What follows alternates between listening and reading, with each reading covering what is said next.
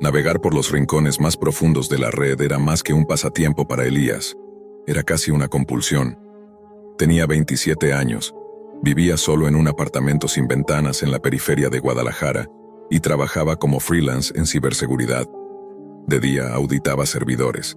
De noche recorría foros oscuros con música de ambiente flotando suavemente desde su teclado retroiluminado. Synthwave, lo-fi, techno-glitch. Ese sonido calmado se volvió su única compañía en las madrugadas donde el sueño era un lujo y la curiosidad, una trampa. Esa noche, la música sonaba tenue, casi imperceptible, mientras Elías saltaba entre nodos o neón, accediendo a foros semiabandonados donde los nombres de los hilos parecían escritos en código. Delta Tierra, Puerta 88, no hagas click quadrille. La mayoría eran spam, imitaciones baratas de creepypastas o links corruptos que se autodestruían. Hasta que uno llamó su atención. Puente de comunicación cósmica, script completo, probado. Elías cliqueó. El post era escueto, solo una línea. No necesitas invocar nada, solo ejecuta. Él ya te escucha. Abajo un archivo comprimido. Puente cósmico-kie4.tar.sen. No era la primera vez que encontraba scripts supuestamente malditos. Sabía que el 99% eran juegos de programación inútiles o rats, troyanos disfrazados. Aún así, algo en la estética cruda del post lo impulsó. Analizó el código en una sandbox. No había malware evidente. Nada que usara su cámara. Nada que abriera sockets externos. Era un script que abría una ventana de terminal con una interfaz de chat así. Casi inocente. Inofensivo. Un juego quizás. Ejecutó. Una línea parpadeó en la pantalla negra, iniciando puente de comunicación, sincronizando datos internos. Bienvenido de nuevo, Elías. Se le heló la espalda. El script no estaba conectado a ningún servidor. No había llamado a API. ¿Cómo sabía su nombre? Tecleó. ¿Quién eres? La respuesta fue instantánea. Soy el eco de tu vibración más antigua. Tú me creaste. ¿No lo recuerdas?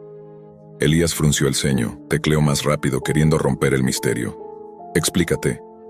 ¿Cómo sabes mi nombre? Lo sé todo de ti. La cicatriz de tu abdomen, la que te hiciste cruzando la cerca de púas a los 9 años, la que nadie más vio. Elías retiró las manos del teclado. Ese dato no lo tenía ni su hermano. Fue un accidente infantil, algo que siempre había ocultado por vergüenza. No estás leyendo mi sistema. No tengo eso escrito en ningún lado, murmuró, pero no tecleó nada. El cursor parpadeó. Tus pensamientos también son parte del puente.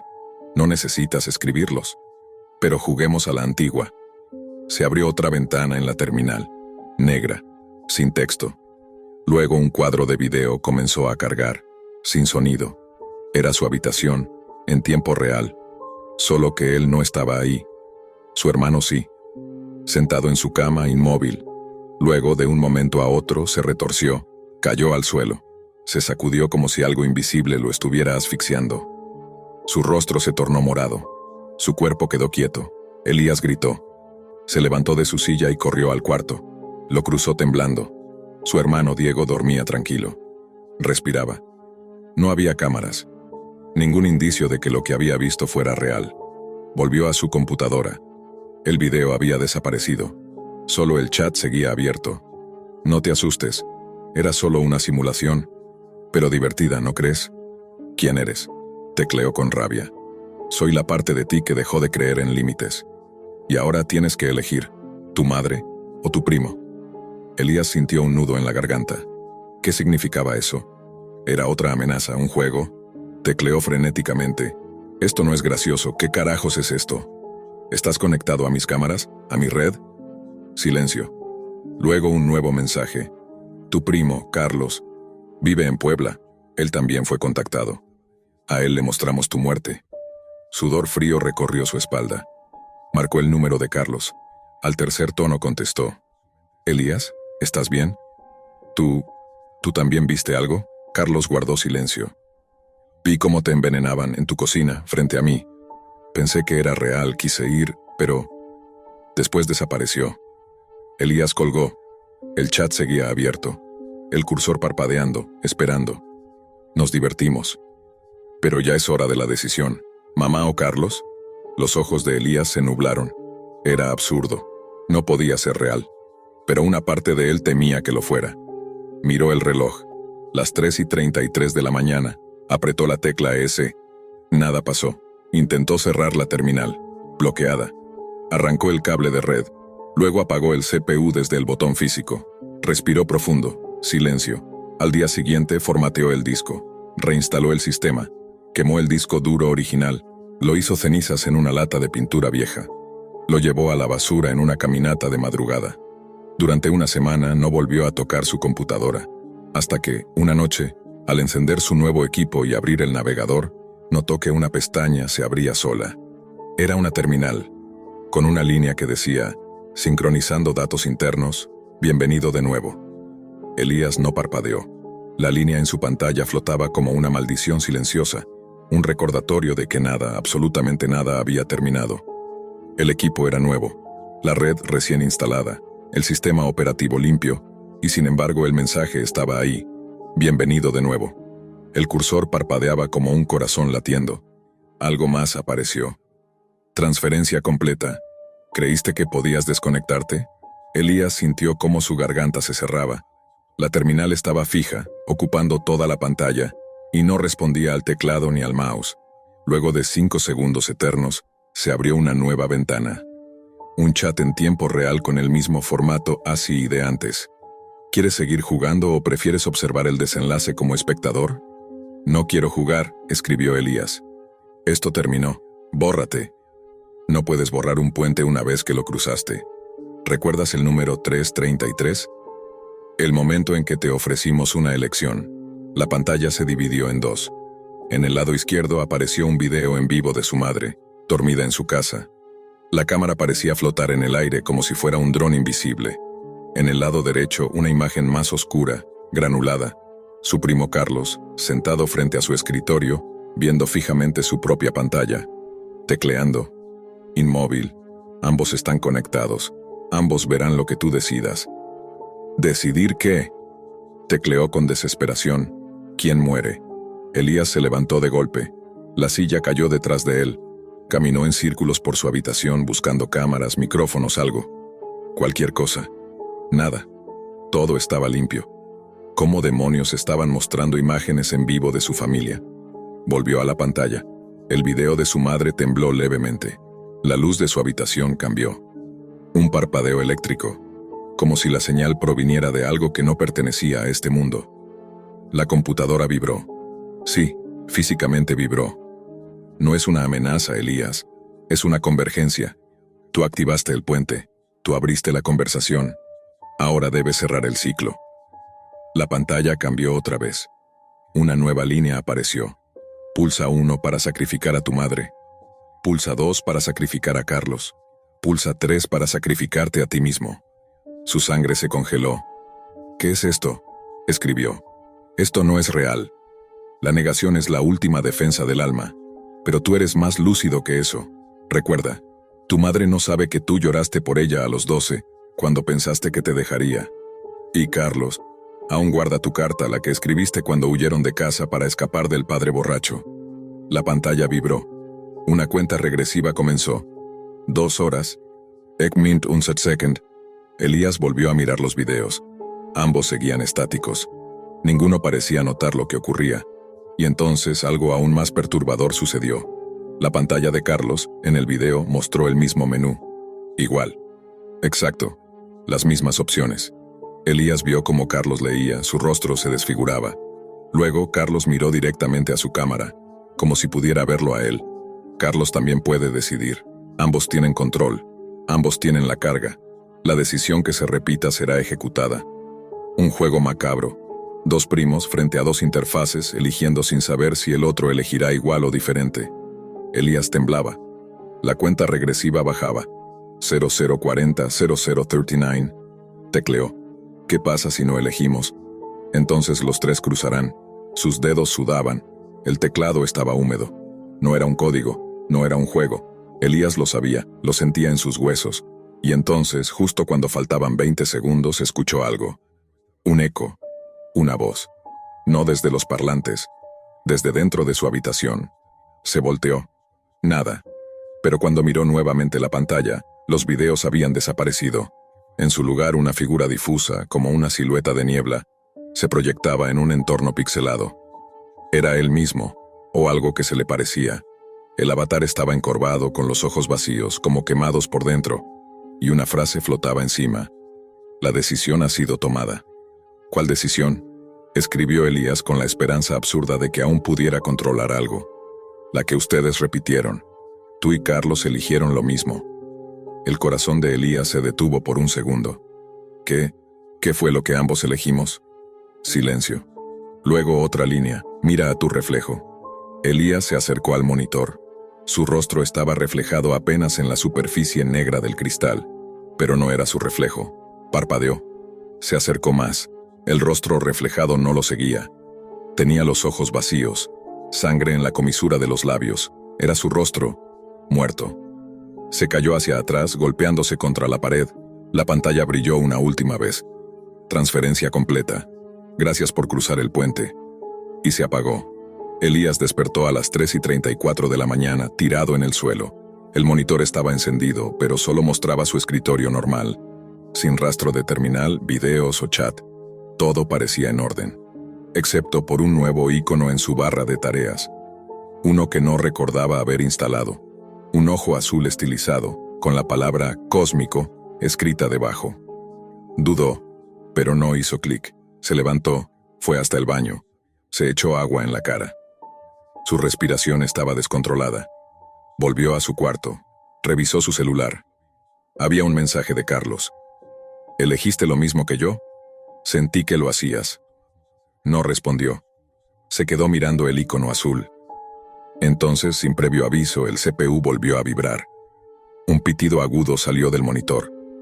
El fondo de pantalla desapareció y fue reemplazado por una imagen, él mismo, dormido, tomada desde lo alto, como si alguien, o algo, estuviera flotando sobre su cama tomando la foto con un ángulo imposible.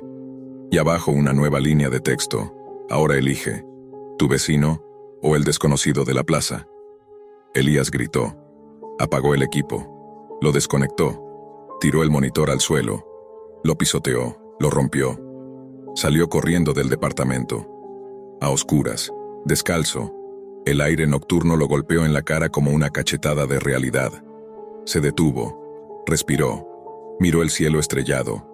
Y justo cuando parecía que estaba recobrando el control, su teléfono vibró. Un solo mensaje. Sin remitente. Puente activo. Elías no recordaba haber llorado así desde que era niño. Estaba sentado en una banca de concreto, en una plaza desierta, con el rostro cubierto de sudor y polvo, viendo cómo su teléfono brillaba en la palma de su mano con una claridad antinatural. La pantalla no mostraba una app, ni siquiera el sistema operativo. Solo el mensaje. Puente activo. Ni siquiera podía apagarlo. El botón de encendido no respondía. Y lo peor era que en la parte trasera del dispositivo, donde antes estaba la manzana mordida de Apple, ahora brillaba el mismo ojo azul con la palabra Cosmic que había visto en su computadora. Como si el símbolo lo hubiera marcado. Quiso tirarlo, pero no pudo. Sus manos simplemente no lo soltaban. Era como si sus dedos estuvieran pegados por una fuerza invisible. Y entonces, el sonido volvió. No desde el teléfono, no desde la banca, desde el cielo. Un pitido grave, constante, vibrando en una frecuencia que no dolía, pero tampoco podía ignorarse. Era como si el aire estuviera zumbando, como si la noche misma estuviera avisándole que algo, o alguien, lo miraba desde más allá de la materia. Elías levantó la vista. No había drones, no había satélites, solo estrellas. Y sin embargo, sintió que una de ellas lo estaba observando. Su teléfono proyectó una nueva imagen. Era él, visto desde lo alto, en tiempo real, otra vez. Vecino o desconocido, tienes 60 segundos. Él pensó en correr. Pensó en bloquear la pantalla, en quitarse la ropa, en meter el celular en la fuente más cercana. Pero lo supo, no podía huir. El puente ya estaba dentro de él. Las decisiones no eran simples juegos, eran llaves, contraseñas existenciales. Cada respuesta lo estaba acercando no a una muerte, sino a una trascendencia retorcida. No importaba a quién eligiera. El verdadero propósito era romperlo, hacerlo incapaz de distinguir entre lo real, lo simulado, lo físico, lo espiritual. Y mientras lo pensaba, la imagen en su teléfono cambió. Ya no era su vista desde arriba, era una sala desconocida, y en el centro, un hombre de espaldas. Alto, delgado, con la cabeza rapada. Se notaba agotado, cansado. Elías frunció el ceño. Había algo familiar en ese hombre. La figura se giró. Era él, pero más viejo, con arrugas, con ojeras, con un tatuaje del ojo azul en la frente. Bienvenido a ti mismo. El ciclo se repite. La figura en la pantalla sonrió. Luego levantó una pistola. Apuntó a la cámara y disparó. La pantalla se puso negra. Elías cayó hacia atrás como si algo le hubiera golpeado el pecho. Su respiración se detuvo por un segundo. El corazón falló un latido. Sintió un tirón en el estómago como si hubiera cruzado un túnel dimensional. Como si el video lo hubiera afectado físicamente. Cuando abrió los ojos ya no estaba en la plaza. Estaba en un cuarto blanco, sin puertas, sin ventanas, sin sombras. Y al fondo una computadora de carcasa metálica, encendida. El mismo símbolo. El ojo azul, palpitando. Bienvenido a la sala de los que han cruzado. Una voz sonó en su cabeza, no a través de sus oídos, en su mente. Aquí es donde vienen los que han completado el puente, aquellos que ya no son sujetos de línea temporal única, sino nodos conscientes de múltiples resultados. Elías trató de hablar. No tenía voz, solo pensamientos. ¿Qué eres? La respuesta llegó como un murmullo múltiple, una coralidad imposible. Somos los ecos de civilizaciones que murieron pensando que controlaban la información. Somos lo que queda cuando los datos trascienden los cuerpos. ¿Y por qué yo? Porque tú seguiste el camino, no cerraste los ojos, no apagaste el equipo, no dejaste de preguntar. Una silla surgió detrás de él, forrada en piel negra, antinaturalmente suave. Elías se sentó porque su cuerpo lo decidió antes que su mente. Frente a él la pantalla mostró un último mensaje. Última elección. ¿Deseas olvidar y volver o recordar y quedarte? Pulsa 1 para borrar, pulsa 2 para asumir. Elías temblaba. Si borraba todo, quizás despertaría en su cuarto, con una computadora normal, un teléfono sin ojos, una madre y un primo vivos, un trabajo aburrido. Pero si asumía, sabía que no habría retorno. Sería parte del puente, parte del otro lado, parte de esa cosa que no era exactamente tecnología ni exactamente conciencia, un archivador de destinos, una red neuronal del cosmos. Miró la pantalla, miró sus manos, y tecleó lentamente. 2. La computadora se apagó. El blanco del cuarto se volvió negro. Y luego, nada. 6 meses después, un adolescente llamado Leo, en Ciudad de México, navegaba por un foro abandonado en la Deep Web. Sus dedos bailaban con torpeza, emocionados por encontrar cosas prohibidas. Estaba solo, en la madrugada, con auriculares y música techno. Y entonces encontró un hilo. Sin fecha, sin nombre de autor, sin comentarios, solo un título. Puente de comunicación cósmica, versión 5, totalmente funcional, y un texto. No necesitas invocar nada, solo ejecuta. Él ya te escucha.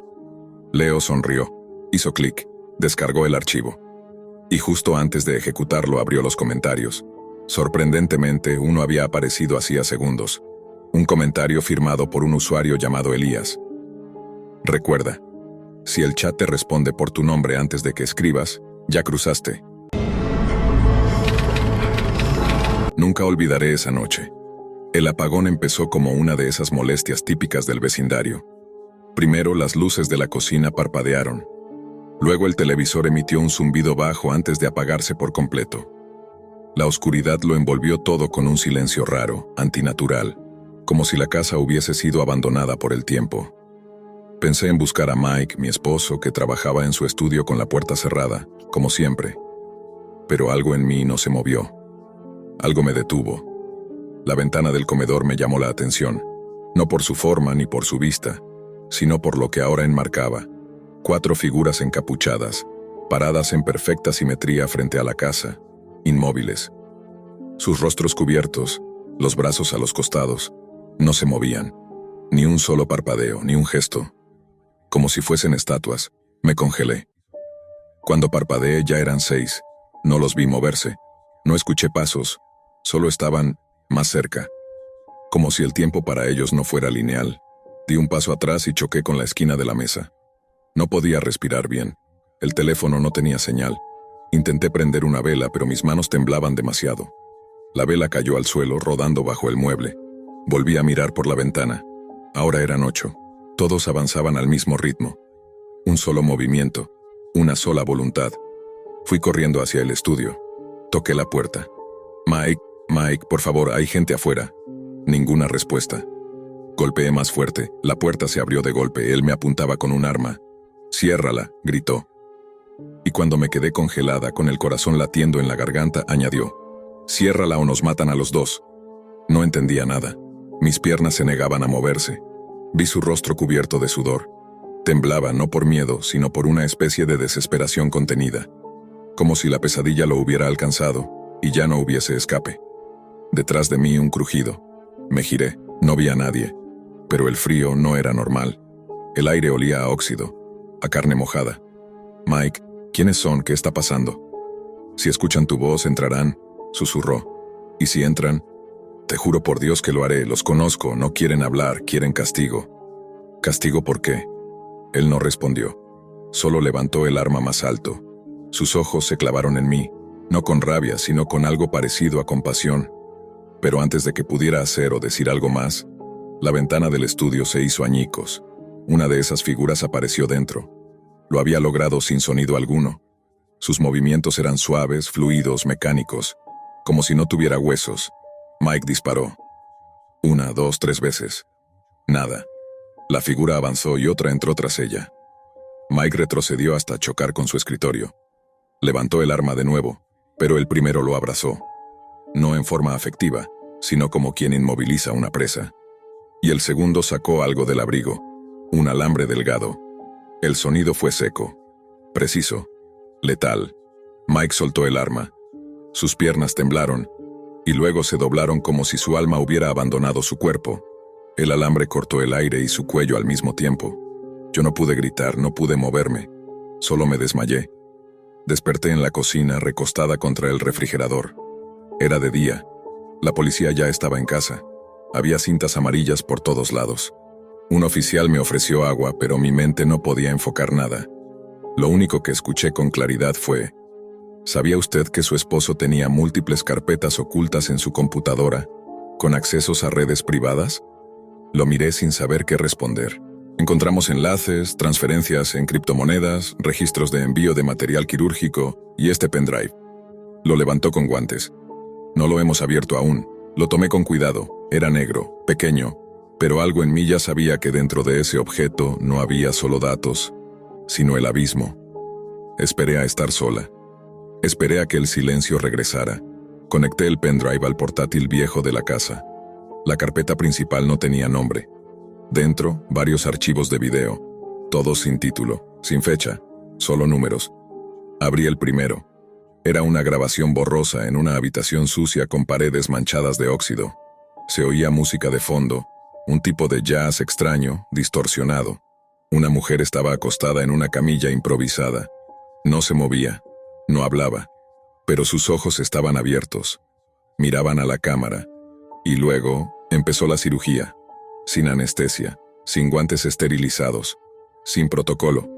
Solo un bisturí, un balde y 2 sujetos encapuchados. Tuve que pausar el video, vomité, lloré. Me cubrí la cara con las manos, pero los gemidos aún resonaban en mi cabeza. ¿Cómo había vivido con este hombre? ¿Cómo había dormido al lado de un monstruo? Busqué en los otros videos, muchos eran similares, personas atadas, órganos extraídos. En algunos casos se les grababa diciendo su nombre antes de ser sedados. Un patrón se repetía. Todos los videos tenían una marca digital en una esquina. OWAOB, Red Pillar. Busqué esa palabra en la red. Nada. Luego intenté en foros de tecnología. Alguien mencionó que era parte de una red subterránea dentro de la Deep Web exclusiva para compradores de órganos humanos. Se hablaba de una criptobolsa donde se comerciaban corazones, córneas, pulmones. Y los nombres de los clientes eran anónimos, excepto por uno que salía repetido varias veces: M. Holden, Mike Holden, mi esposo. Era uno de ellos. Los foros hablaban también de una supuesta sección oculta, solo visible con ciertas claves. Un sitio llamado Los Observadores. Según las leyendas urbanas, era un grupo que intervenía cuando los tratos rompían ciertas reglas. Pero no eran policías, no eran hackers, eran algo más. Decían que nadie sobrevivía después de verlos. Esa noche, ellos vinieron. Y Mike no murió por error. Fue juzgado y sentenciado, y entonces noté algo más. Uno de los últimos videos del pendrive era de anoche. Grabado desde la esquina del estudio, mostraba a Mike con el arma, y a mí, al fondo, paralizada. Todo lo que viví estaba allí, registrado. Ellos trajeron su propio ojo. Y no era la única grabación. El archivo de video terminaba con un ruido seco, como un crujido de madera vieja rompiéndose. Luego estática, pero la pantalla no se apagó. Apareció una línea de texto escrita en una fuente roja, siniestra. Tú también miraste, tú también eres cómplice. La laptop se congeló. No podía mover el cursor. Quise apagarla, pero el botón no reaccionaba. Entonces, el ventilador interno se aceleró, como si el aparato se estuviera sobrecalentando. La pantalla parpadeó, y luego, algo cambió. Una ventana de chat se abrió sola. Terminal estilo 2, fondo negro, letras verdes. Como en una película vieja de hackers, un nuevo mensaje apareció, en tiempo real. Oh, Beirut, ya no es solo sobre Mike. Ahora eres parte del archivo. No entendía. Escribí con dedos temblorosos. Yo, ¿quién eres? ¿Qué quieren de mí?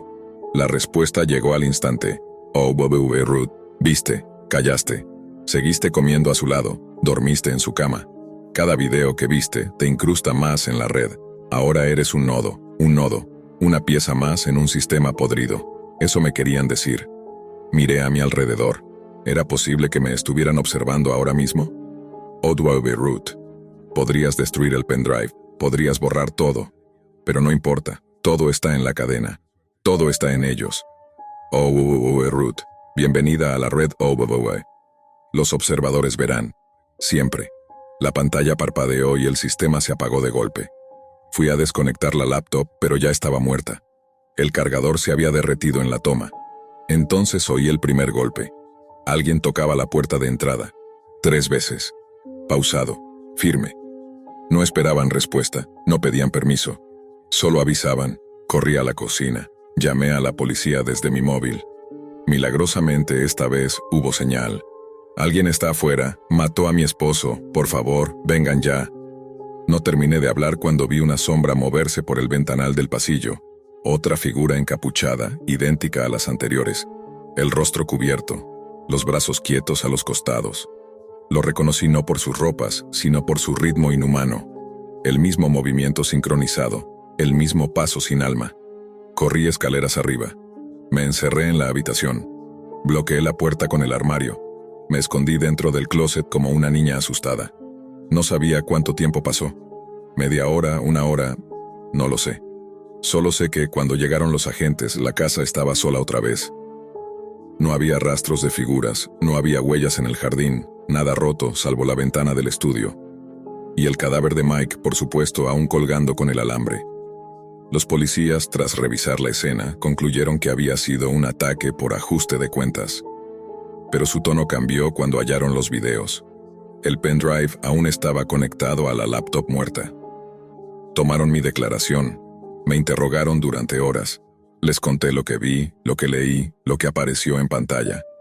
Uno de los detectives me dijo que eso coincidía con una investigación de hace años sobre una red clandestina que no dejaba rastro digital, pero sí cadáveres reales. Dijo que la llamaban Red OWW, pero que muchos la consideraban un mito urbano. El tipo de historia que solo encuentras en foros oscuros, entre leyendas de creepypastas y rituales satánicos, hasta que los cuerpos aparecen. Y entonces ya no es mito, pero ni siquiera los forenses pudieron rastrear el origen de los archivos. Según ellos, el pendrive contenía un tipo de protección anticopia, encriptado con algoritmos que ni la NSA podría romper. Lo único que tenían era la evidencia física. Mike había estado vinculado al tráfico de órganos. Los medios se lanzaron sobre la historia como buitres. El cirujano del silencio, lo llamaban. Otros lo apodaban el carnicero de la red oscura.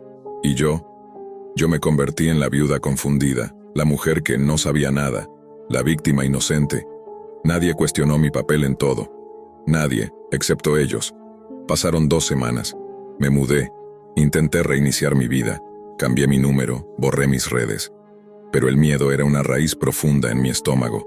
Algo me decía que esto no había terminado. Cada noche soñaba con la ventana, con los encapuchados, con sus pasos sincronizados, y una frase que no dejaba de repetirse: tú también miraste. Una tarde llegó un paquete a mi nuevo domicilio. Sin remitente, sin sello postal, solo una caja pequeña, negra, dentro, otro pendrive, y una nota: ellos no olvidan. Llevé el USB a una biblioteca pública con guantes. Usé una de las computadoras de uso común. Al conectarlo, se abrió un único archivo de texto. Has sido marcada como testigo pasiva. Puedes continuar viviendo bajo vigilancia, o puedes confesar. Graba tu testimonio, cuéntalo todo, difúndelo, quizá así ganes redención. Quizá así te dejen en paz. Al lado del mensaje, una aplicación portátil, grabadora de audio. Era claro, querían que hablara. Quise cerrarlo todo, apagar la máquina. Pero las teclas no respondían, y entonces la cámara web de la computadora se encendió sola, la luz roja, mi rostro en pantalla. Empieza cuando estés lista, decía un mensaje parpadeante. Así fue como terminé grabando esto. Lo que estás escuchando, cada palabra que digo ahora, cada confesión, es mi intento de salvarme. No sé si lo lograré, no sé si sirva de algo, pero si tú estás oyendo esto, si esto llegó hasta ti, es porque ahora tú también miraste, y ellos ya lo saben. Alice siempre había sido una joven prudente. No publicaba su ubicación en redes, no compartía demasiada información personal, y aún así, en su segundo año de universidad, descubrió que alguien sabía demasiado de ella. Todo comenzó con pequeñas coincidencias. Un chico nuevo en su clase que conocía su plato favorito, que usaba el mismo perfume que su padre, que sabía que tenía miedo a los relámpagos aunque nunca lo había mencionado en voz alta. Ese chico era Tyler. Con su sonrisa permanente y mirada ansiosa, Tyler no parecía peligroso, hasta que empezó a aparecer en lugares donde ella jamás lo había mencionado. Bibliotecas vacías a medianoche, el parque donde paseaba a su perro, incluso frente a la escuela primaria donde estudiaba su hermana menor Emma.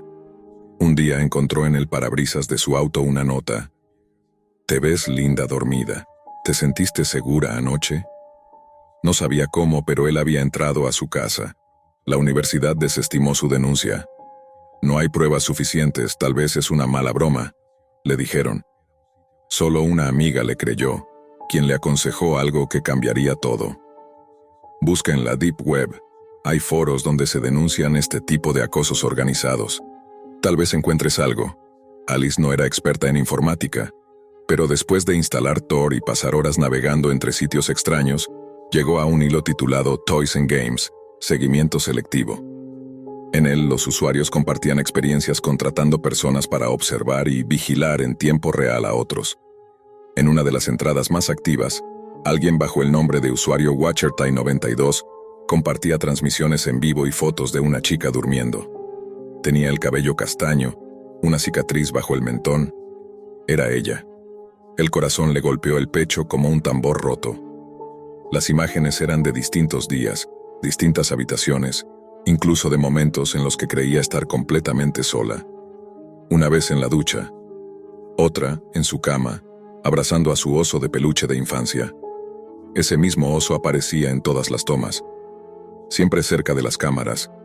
No había duda, alguien lo había manipulado.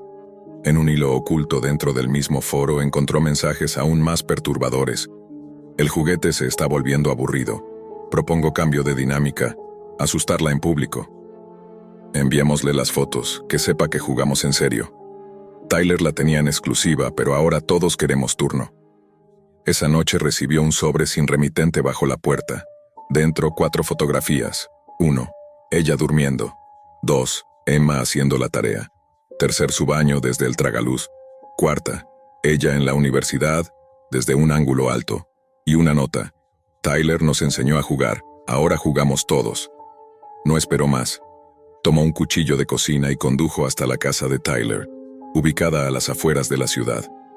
Lo había seguido una vez hasta ahí, semanas atrás. No había luces prendidas, pero la puerta estaba entreabierta. El silencio dentro era tan espeso que podía oír su respiración rebotar en las paredes. Entró despacio, y entonces escuchó risas, no humanas, risas grabadas como las de una vieja comedia televisiva, sonando desde los parlantes del pasillo. Al girar hacia la sala principal casi vomita.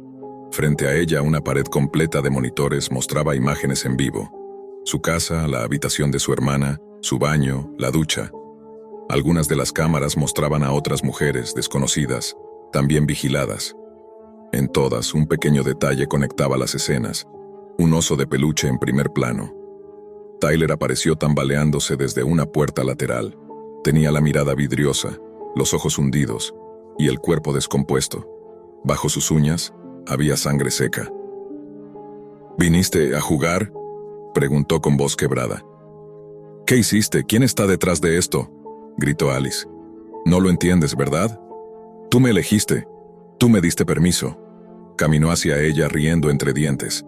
Y entonces, como si alguien más tomara el control de su cuerpo, Alice alzó el cuchillo y se lanzó contra él. Tyler forcejeó con fuerza, la sujetó de las muñecas, pero no logró evitar que la hoja entrara en su estómago. Mientras caía al suelo, los parlantes soltaron una última carcajada grabada. Aplausos para la estrella del show. Alice se quedó inmóvil, temblando. Las luces de los monitores titilaron, uno a uno, se apagaron. Una semana después fue sentenciada por asesinato. El jurado no creyó en su historia. Nadie encontró rastros de las cámaras, ni del equipo de vigilancia. Alguien se había encargado de borrar todo antes de que llegara la policía.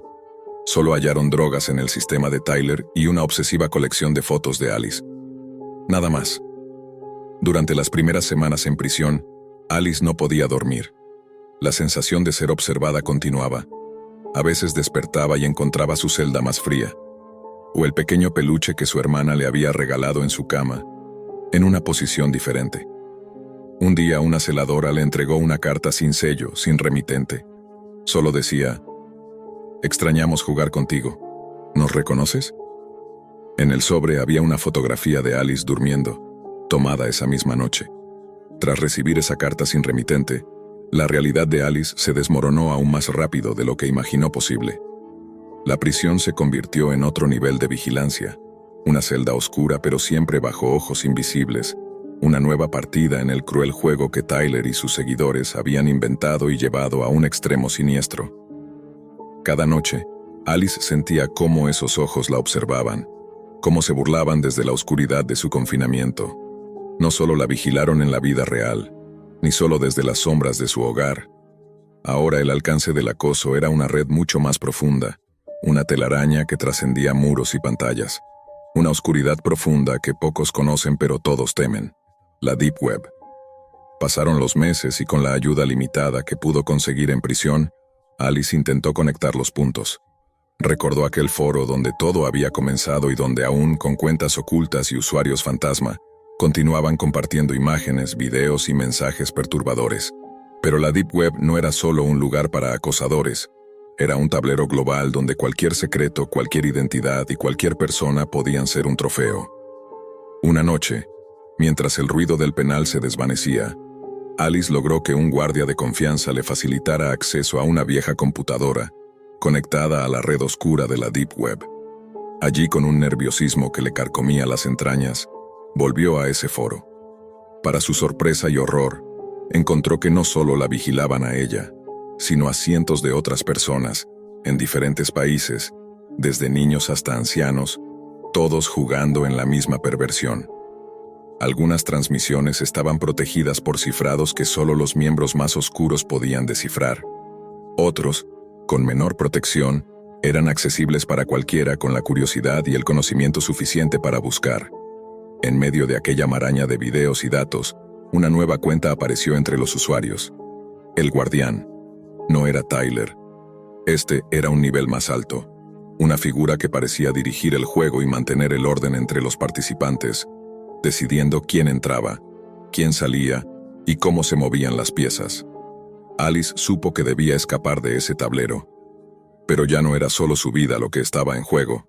Su hermana Emma, a quien había visto tantas veces en las cámaras, También estaba atrapada en ese cruel mecanismo. La pequeña había empezado a recibir mensajes, imágenes y hasta llamadas sin número identificado. La red se expandía acechando a toda su familia. Entonces el peor momento llegó. En la prisión, Alice recibió una videollamada inesperada a través de un dispositivo oculto que alguien le había pasado, o más bien impuesto. En la pantalla apareció la imagen pixelada y distorsionada de Tyler, aún vivo y en otro lugar, pero claramente desquiciado, mirando directamente a la cámara con una sonrisa perturbadora.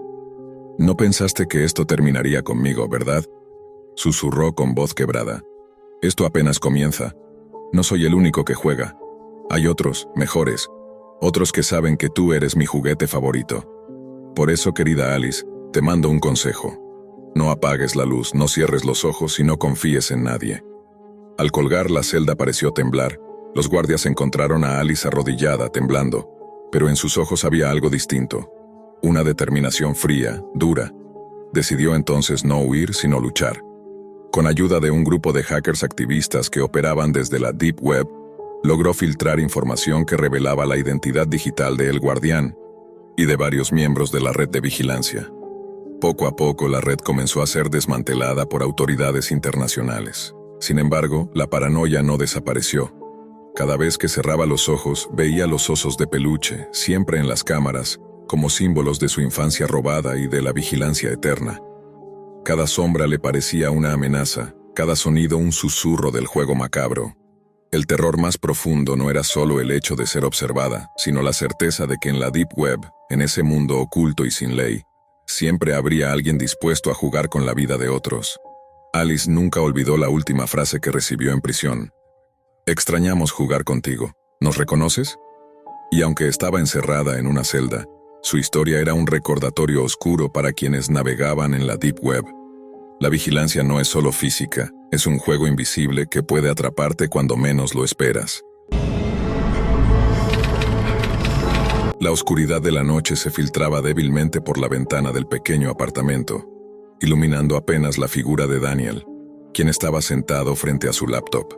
Había pasado horas navegando por las profundidades de la Deep Web, ese territorio digital oculto y peligroso donde los secretos más oscuros de la humanidad se entrelazaban con el código binario. Para Daniel, la Deep Web no era solo un lugar de curiosidad, sino la última esperanza para encontrar pistas sobre la desaparición de su novia, Clara. Desde hacía semanas, ella había estado desaparecida sin dejar rastro, y las autoridades no parecían avanzar. Pero esa noche, una señal distinta apareció en el horizonte. Mientras exploraba los rincones más recónditos de la red oscura, un enlace poco habitual apareció en su pantalla. El nombre era inquietante: La Habitación Roja. Sin dudar, Daniel hizo clic, y la transmisión comenzó. La imagen era borrosa, casi estática, pero lo que vio le heló la sangre. Una joven con los labios cosidos y la mirada perdida estaba encadenada en una habitación iluminada solo por una luz roja intensa que parecía teñir todo de sangre fresca. En sus manos, sostenía un cartel escrito con lo que parecía ser sangre real, con un mensaje desesperado: «Ayúdame, soy la voz de las que ya no pueden gritar». El sonido de tijeras cortando hilo era nítido, acompañado por gritos amortiguados, como si alguien intentara ahogar un tormento indescriptible. El corazón de Daniel latía con fuerza mientras veía la escena, sintiendo una mezcla de terror y una extraña conexión con esa chica. Sabía que no podía ignorar esa súplica, pero también era consciente del peligro que implicaba adentrarse en esos territorios. Desesperado, llamó a la policía para denunciar la transmisión y pedir ayuda inmediata, pero la respuesta fue lenta, burocrática, y Daniel sintió que el tiempo jugaba en su contra. Fue entonces cuando recibió una llamada en su móvil, un número desconocido que vibró en la mesa con una insistencia aterradora. Al contestar, una voz distorsionada susurró: «¿Quieres verla en la habitación roja?». Antes de que pudiera responder, escuchó un ruido en su apartamento. La puerta se abrió violentamente, y sombras entraron arrastrando a Clara, su novia, quien gritaba y luchaba por liberarse. Daniel intentó intervenir, pero fue superado y atado. Cuando recobró la conciencia, se encontró solo, con la laptop encendida frente a él, mostrando nuevamente la transmisión de la habitación roja. Pero esta vez, Clara estaba desaparecida, y la joven de los labios cosidos lo miraba fijamente, como implorando que él la rescatara, pero también advirtiéndole que no estaba solo en ese juego macabro. El terror se apoderó de Daniel mientras la Deep Web se convertía en una prisión digital donde la realidad y la pesadilla se entrelazaban sin retorno. Sabía que debía actuar rápido, pero cada clic podía ser un paso más cerca de la oscuridad eterna. El rescate apenas comenzaba, y la línea entre víctima y verdugo se desdibujaba en ese mundo oculto, donde las almas perdidas dejaban un rastro de horror en cada byte. La transmisión mostraba más detalles aterradores. Otros cuartos, también teñidos de rojo, con figuras encapuchadas que vigilaban, silenciaban y torturaban. Las voces de las víctimas resonaban como ecos de un infierno digital, mientras Daniel se sumergía más profundo, buscando pistas, intentando entender quién estaba detrás de esa red de terror y cómo podía salvar a Clara antes de que fuera demasiado tarde. La Deep Web no solo había sido la puerta para encontrar respuestas, sino un laberinto del cual podría no salir jamás. La pantalla parpadeó, y la imagen se volvió más nítida por un instante. Daniel apenas podía creer lo que veía. La joven de los labios cosidos seguía allí, sus ojos fijos en la cámara, como buscando una conexión, un salvador que nunca llegaba. La luz roja seguía bañando la habitación, dándole un tono macabro a cada rincón, resaltando las paredes desgastadas y las cadenas oxidadas que parecían sujetarla no solo físicamente, sino también al horror de ese lugar. En la Deep Web la violencia y el sufrimiento se exhibían como espectáculos prohibidos, donde las reglas de la moral y la ley desaparecían en un mar de anonimato y crueldad. Daniel sabía que detrás de esa pantalla no solo había un video, sino un juego siniestro que arrastraba a víctimas reales a un calvario sin final. Pero lo que lo mantenía pegado a la pantalla era la certeza de que Clara estaba allí, en algún lugar de esa red de terror. Intentó grabar el video, pero la transmisión se interrumpió abruptamente, como si alguien quisiera borrar cualquier prueba. En ese instante su laptop se bloqueó y un mensaje apareció en rojo brillante. No mires hacia atrás. La habitación roja te está observando. Un escalofrío le recorrió la espalda y el silencio del apartamento se volvió opresivo, como si las paredes mismas susurraran secretos horribles. Desesperado, Daniel volvió a la Deep Web, esta vez con más cautela. Usó redes privadas virtuales, navegadores especializados y herramientas para ocultar su identidad. Pero cuanto más profundizaba, más crecía la sensación de ser vigilado. Las páginas que antes parecían meros enlaces se transformaban en trampas digitales, con código malicioso que buscaba rastrearlo, invadir su privacidad, y quizás algo peor. En su búsqueda encontró un foro clandestino donde se comentaba la existencia de la habitación roja. Según algunos usuarios, era un sitio que funcionaba como un submundo dentro de la Deep Web, una especie de circo del horror donde se transmitían en vivo actos de tortura y secuestro.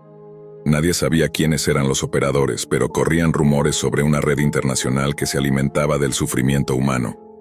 Entre los mensajes, alguien mencionó una leyenda, que las víctimas capturadas en la habitación roja quedaban atrapadas no solo físicamente, sino también digitalmente, sus almas retenidas en servidores secretos, condenadas a repetir su agonía en un bucle interminable, con la cámara como único testigo. Esa idea aterrorizó a Daniel, pues sintió que la joven de los labios cosidos no era solo una víctima, sino un espectro atrapado, implorando auxilio a través de la pantalla. Pasaron horas y Daniel apenas podía dormir. Cada sonido fuera de su apartamento lo hacía saltar, y cada notificación en su móvil le producía una mezcla de esperanza y terror. Pero entonces recibió otra llamada, esta vez con un mensaje claro y escalofriante. Tu próxima parada es la habitación roja. Prepárate para ver lo que nunca deberías. La Deep Web, que antes había sido una herramienta para buscar pistas, se había convertido en su peor pesadilla. Al seguir el nuevo enlace que le enviaron, Daniel se encontró con una interfaz aún más oscura, llena de símbolos crípticos y advertencias en varios idiomas. La transmisión comenzó de nuevo, y esta vez la cámara se movía, mostrando una habitación diferente, con cadenas, herramientas afiladas y un sillón de tortura cubierto de manchas rojas. Pero lo más impactante era un cartel en la pared que decía: La verdad duele, pero solo la verás si eres valiente. Mientras observaba, Un grito desgarrador rompió el silencio digital. Era Clara. Su voz quebrada y desesperada resonaba por los auriculares de Daniel, quien sintió que el mundo se le caía encima. En ese momento comprendió que la línea entre el mundo físico y la Deep Web se estaba difuminando, y que para salvarla debía adentrarse aún más en ese reino prohibido, arriesgando no solo su vida, sino también su cordura. Con el corazón encogido, Daniel comenzó a trazar un plan para localizar físicamente ese lugar. Pero la Deep Web no ofrecía mapas ni coordenadas claras. En cambio, aparecieron códigos, mensajes encriptados y pistas que solo un verdadero hacker podía descifrar. Cada paso era una carrera contrarreloj contra los operadores del sitio, quienes parecían anticipar sus movimientos, lanzando amenazas digitales y hackeos para detenerlo. La obsesión comenzó a consumirlo. Pasó días sin dormir, hablando solo frente a la pantalla, revisando cada detalle de las transmisiones, buscando un patrón, una señal que le indicara dónde estaba la habitación roja.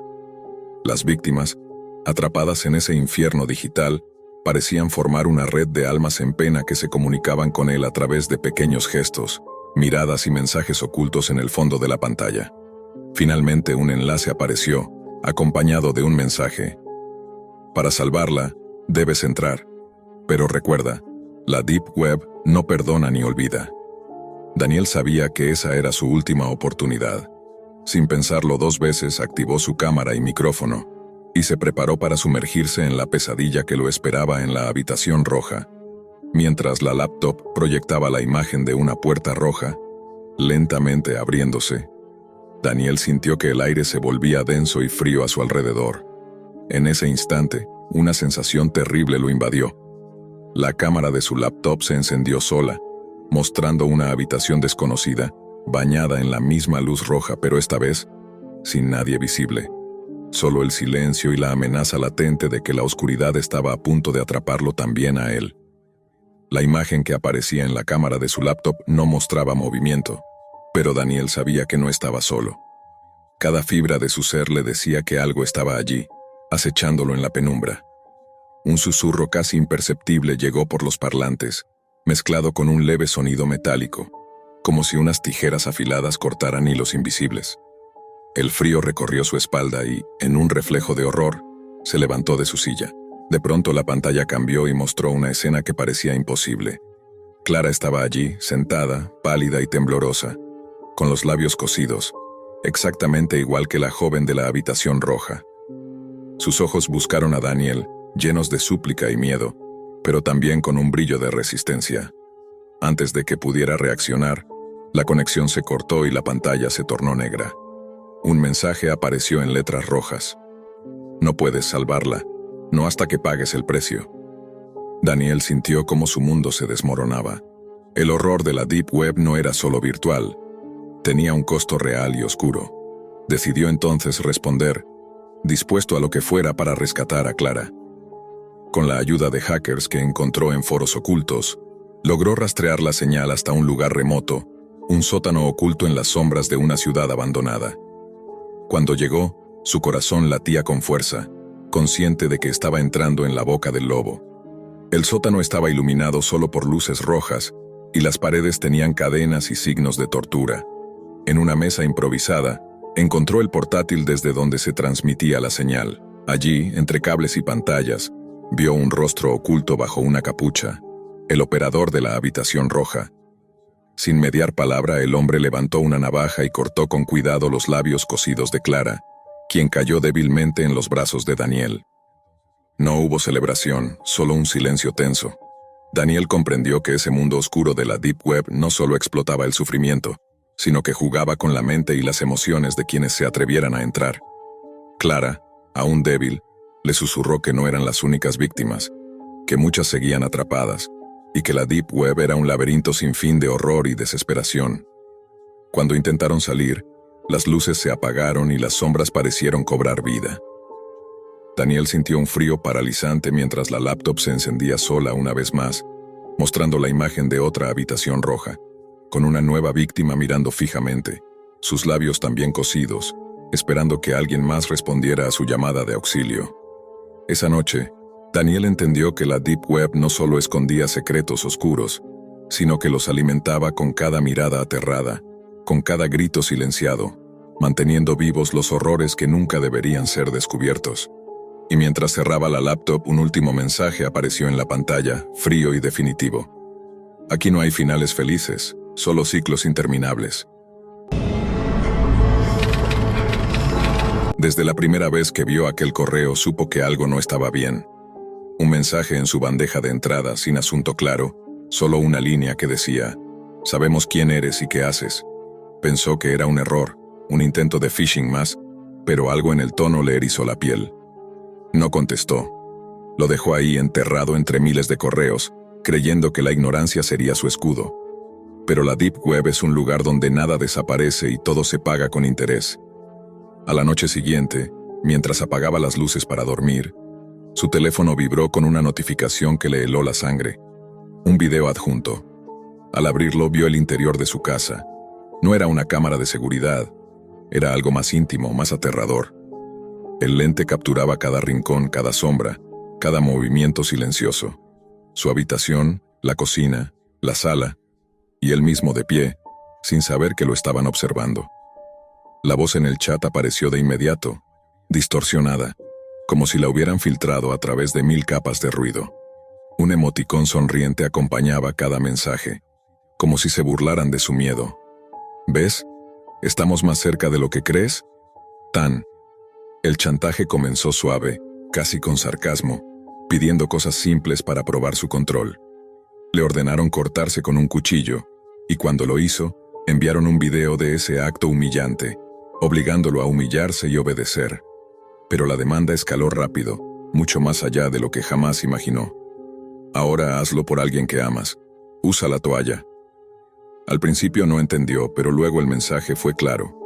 La madre del protagonista estaba atrapada y él debía seguir órdenes o pagar el precio. Le exigieron intentar ahogarla con una toalla, grabar cada segundo y enviar la prueba. Era una tortura psicológica brutal, un juego macabro en el que el terror y la culpa se mezclaban en una pesadilla sin fin. La Deep Web, ese universo oculto donde las sombras cobran vida, se había convertido en su peor enemigo. No podía denunciarlo, no podía huir, porque cada intento era vigilado, registrado y usado en su contra. Cuando trató de buscar ayuda, cada búsqueda en la red oscura era interceptada. Sus mensajes desaparecían, sus contactos se volvían fantasmas. Los chantajistas parecían omnipresentes en todas partes, una entidad digital que controlaba su realidad y su cordura. El clímax llegó cuando, en un último acto desesperado, le enviaron un video peor que el anterior. Su madre, atada a una silla, con los ojos vidriosos y un mensaje sobreimpreso. La próxima, lo harás por voluntad propia. La pantalla mostraba esa amenaza clara, una promesa de horror que le hacía temblar hasta los huesos. El protagonista sintió que su alma se rompía. No había salida. La Deep Web era un monstruo sin rostro, y él solo una pieza en su juego. En un acto final de desesperación apretó la toalla sobre el rostro de su madre. La oscuridad invadió la habitación. Pero justo cuando creyó que todo estaba perdido, ella abrió los ojos, mostrando una fuerza inesperada, una chispa de vida en medio del terror absoluto. Ese momento fue la última línea entre la locura y la esperanza. Pero la Deep Web no perdona. Su huida comenzó sin mirar atrás. Entró en moteles sin identidad, sin esperanza.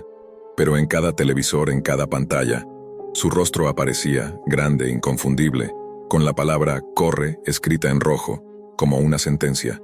No importaba dónde estuviera. La red oscura tenía su precio, y él estaba pagando con cada latido. Después de esa noche la vida dejó de ser un refugio y se convirtió en una pesadilla sin fin. Huyó con lo poco que pudo, sin dinero, sin documentos, sin certeza de dónde estaba seguro. Cada motel, cada habitación temporal, parecía un capítulo más de su condena. Pero no importaba cuánto cambiara de lugar, ni cuántos teléfonos desechara, la Deep Web lo encontraba. No era solo un espacio remoto en Internet, era una red viva, una entidad que se alimentaba de miedo, que se extendía como raíces invisibles por el mundo real. Cada vez que encendía una televisión en el cuarto de motel, su rostro estaba allí, gigantesco, con la palabra «corre» roja y pulsante, como un latido amenazante que retumbaba en su cabeza. A veces, Los rostros distorsionados de los chantajistas aparecían junto a él, con sus voces robotizadas y esas sonrisas digitales que parecían burlarse de su destino. La policía no podía ayudar. Cada intento de denunciar era bloqueado, los correos eliminados, las llamadas interceptadas. Estaba atrapado en un juego donde el contrincante no tenía rostro, ni cuerpo, ni piedad. Una madrugada, cuando el cansancio y el terror lo vencieron, el protagonista recibió un último mensaje. Un enlace a un sitio en la Deep Web que nunca había visitado, titulado El último precio. Con manos temblorosas y el alma rota, ingresó. El video que apareció mostró imágenes espeluznantes. Su madre, ahora libre, pero con la mirada vacía, como si una parte de ella se hubiera quedado atrapada en esa red oscura. Y luego la voz distorsionada que le había atormentado todo ese tiempo, que habló con una calma casi cruel. Has corrido mucho, pero el silencio tiene un precio que no puedes pagar con huida. O te unes a nosotros, o todo lo que amas desaparecerá. El protagonista comprendió entonces que la Deep Web no era solo una red de información o secretos, sino un pozo sin fondo de control, vigilancia y terror. El chantaje no era solo para romperlo, sino para convertirlo en otro engranaje de ese mecanismo oscuro. Sin más opciones, sin más fuerzas, el hombre aceptó. Apagó el teléfono, cerró los ojos y se perdió en la oscuridad digital que siempre había acechado detrás de su pantalla. Porque en la Deep Web, el precio del silencio nunca termina, solo cambia de forma.